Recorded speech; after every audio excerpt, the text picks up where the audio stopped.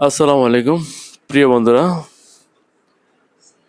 আসলে এই ধরনের ফাজলামি, এই ধরনের অনুপ্রেরণা, এটা বাংলাদেশের জন্য, হ্যাঁ, এটা বাংলাদেশের আহ, এটা বাংলাদেশের আইনগতভাবে অপরাধ।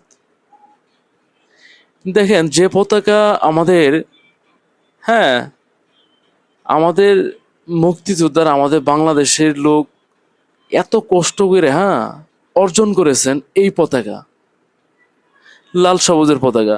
তো এই পতাকার মাঝখানে, হ্যাঁ, এই এই পতাকার মাঝখানে যে আসলে দর্শক বিল্লাল থাকবে, এইটার জন্য আসলে আমাদের বাঙালি যুদ্ধ করে নাই। আহ, প্রিয় বন্ধুরা, আমার কথা ভুল হচ্ছে কিনা, ভুল হলে অবশ্যই ক্ষমা করবেন। তো দর্শক বিল্লাল ভাই এই কাজটা খুবই খুবই খারাপ করতেছেন।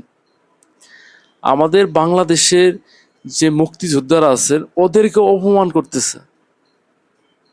দেখেন, আহ, জুয়েল ভাই, আমি জুয়েল ভাইকে প্রচণ্ড ভালোবাসি, তার প্রত্যেকটা কথায়, হ্যাঁ, তার প্রত্যেকটা কথার মধ্যে মাধুর্য আছে এবং ন্যায় নীতি আছে, এবং প্রত্যেকটা কথার মধ্যে যুক্তিসঙ্গত আছে। আমাদের জামালপুরের জুয়েল ভাই, তো উনার প্রত্যেকটা কথার মধ্যে যুক্তিসঙ্গত আছে। কিরকম?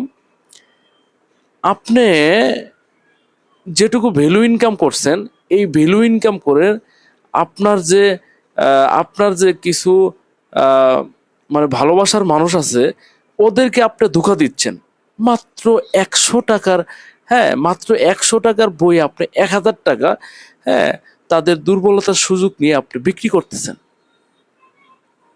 এইটা একটা, হ্যাঁ, এইটা প্রতিবাদ করার প্রত্যেকটা মানুষের অধিকার আছে। কিসের জন্য? আপনি একজন মানুষকে, হ্যাঁ, আপনি প্রতারণা করতে পারেন না। একজন মানুষকে আপনি প্রতারণা করতে পারেন না। অতএব এই প্রেক্ষিতে জুয়েল ভাই, হ্যাঁ, জুয়েল ভাইয়ের মেজাজটা হয়ে গেছে খারাপ। যেটা কেমনে হয়? 100 টাকার বই 1000 টাকা আপনি ভালোবাসার নামে প্রতারণা করবেন, এটা আসলে হয় না। আর এখন পুরো বাংলাদেশের মুক্তিযোদ্ধা যে মানুষগুলো এত কষ্ট করে, হ্যাঁ, এত কষ্ট করে স্বাধীনতা অর্জন করে এই লাল সবুজের পতাকা আনছে, এই লাল সবুজ আপনি উঠায় দিয়া আপনার মাঝখানের ছবি রাখবেন, এটা আসলে হয় না। এটা একবারে আমাদের আইনগত দিক দিয়ে আপনি অন্যায় করছেন। তো আসসালামু আলাইকুম। কে কিরকম ভাবে নিচ্ছেন, তো জিনিসটা অবশ্যই দেখবেন, এবং